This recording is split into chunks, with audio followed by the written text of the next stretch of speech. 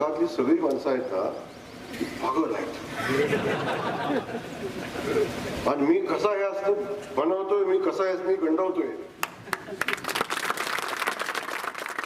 आणि तरी पण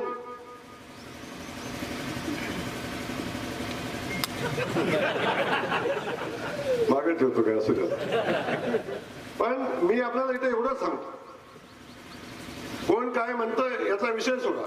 अनेक लोक म्हणतात भाजप संपवायचा का, भारतीय जनता पक्ष संपू, भारतीय जनता पक्षाचे नेते संपू.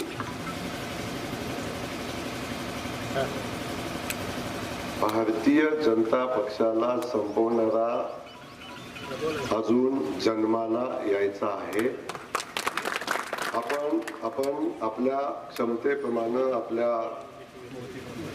कोटीप्रमाणे बोलावं, कोटीच्या बाहेर जाऊ नये अशी माझी विनंती या निमित्ताने राहील. भारतीय जनता पक्षानं जर छत काढलं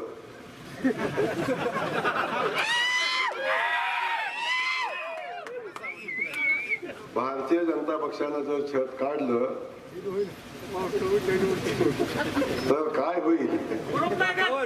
बाकी कुणाच्याही नादी लागा, देवाभाऊच्या नादी लागू. त्यामुळं माझं म्हणणं एवढंच आहे, सुखाचा संसार चाललाय, विनाकारण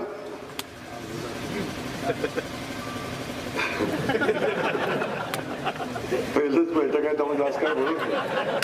पण तुम्हाला माझं एवढंच सांगणं आहे, तुम्ही आता या पक्षाच्या विचारात आलाय. माझी विनंती तुम्हाला आहे, हा पक्ष अगदी साधारण शेतकऱ्याचा पोरगा आहे, 4 वेळा आमदार झाले, आणि एवढं सोपं अजिबात नाही. त्यामुळं बिलकुल चिंता करू नका, आम्ही सगळेजण आपल्या पाठीशी ताकदीने उभा आहे. हे युद्ध जगण्यासाठी, जिंकण्यासाठी, हे युद्ध जिंकण्यासाठी जे मिसाईल लागेल ते मिसाईल मिळेल. काळजी नका करू, काळजी नका करू.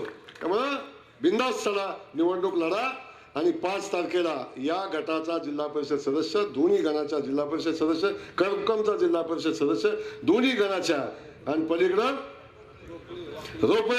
रोपळे सर कुठे गेलं ते. खुश आहे ना बापू आता.